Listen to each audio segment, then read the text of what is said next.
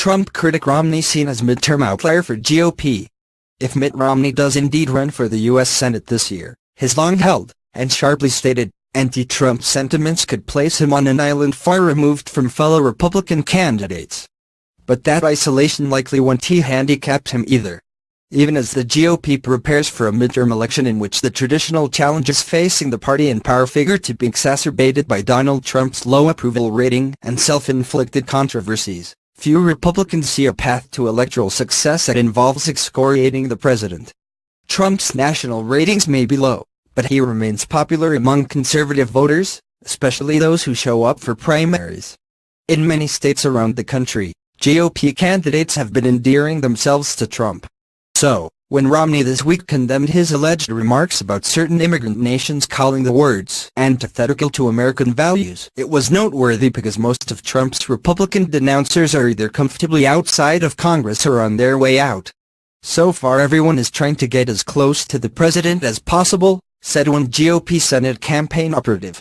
In almost all of the races, everyone has been angling to be the most Trump-esque. Indeed, party candidates aiming for U.S. Senate seats in Arizona, Tennessee, West Virginia and other key states the president won are sounding much more positive notes about Trump.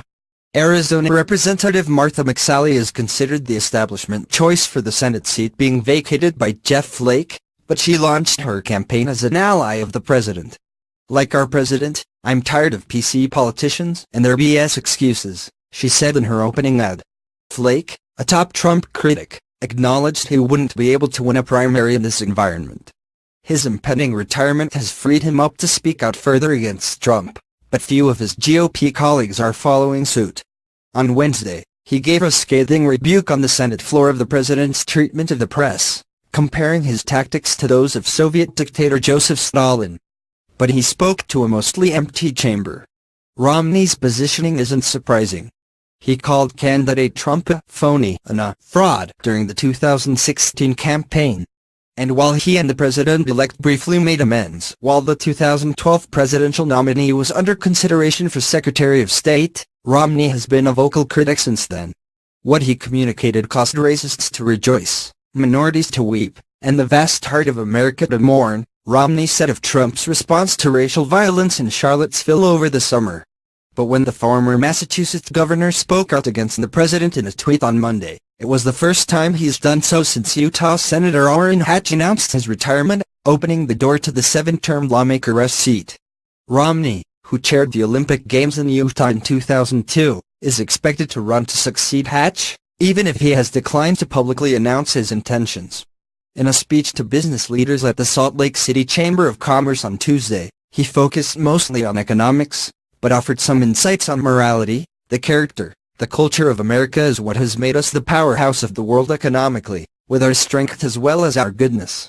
Of course, the uniqueness of the Utah electorate offers Romney liberties in speaking out that candidates in other states wouldn't enjoy.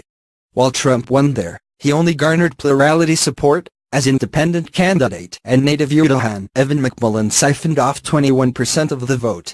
Romney, meanwhile, is popular there and has particular appeal as a member of the LDS community, which is powerful in the state.